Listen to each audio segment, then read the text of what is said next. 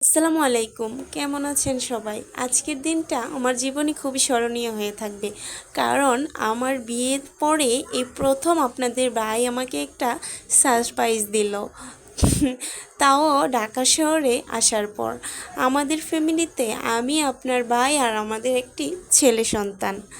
আমরা তিনজনই। এই যে দেখুন, আমাকে এসে ঘুরতে নিয়ে যাবে বলে একটি মেলাতে নিয়ে আসে, আর মেলাটা অসম্ভব সুন্দর ছিল। এখানে নৌকা খেলা হচ্ছে।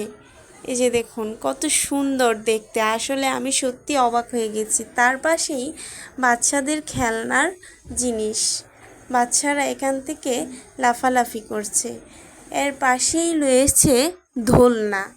আসলে সত্যি খুব অবাক করা জিনিস। ঢাকা শহরে বন্দি থাকতে থাকতে হঠাৎ যখন বের হয় তখন মনটায় খুবই শান্তি লাগে। আর বাচ্চা থাকলে তো কথাই নেই, বাসার ভিতরে তো থাকতেই চাই না।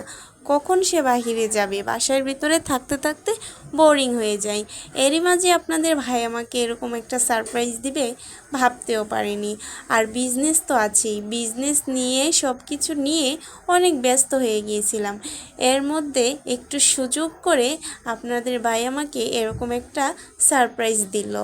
যাই হোক, আলহামদুলিল্লাহ জীবনে এই দিনটা পাওয়ার জন্য।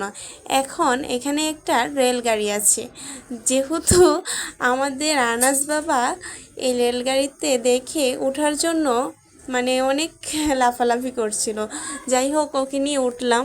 আমাদের ট্রেনে চড়ে অভ্যস্ত, কিন্তু এরপরও উঠলাম। বাচ্চাদের আনন্দ বলে একটা কথা আছে। আর এখানে এসে আমি ক্ষুধা লেগে গেছে, ঝালমুড়ি খাচ্ছিলাম।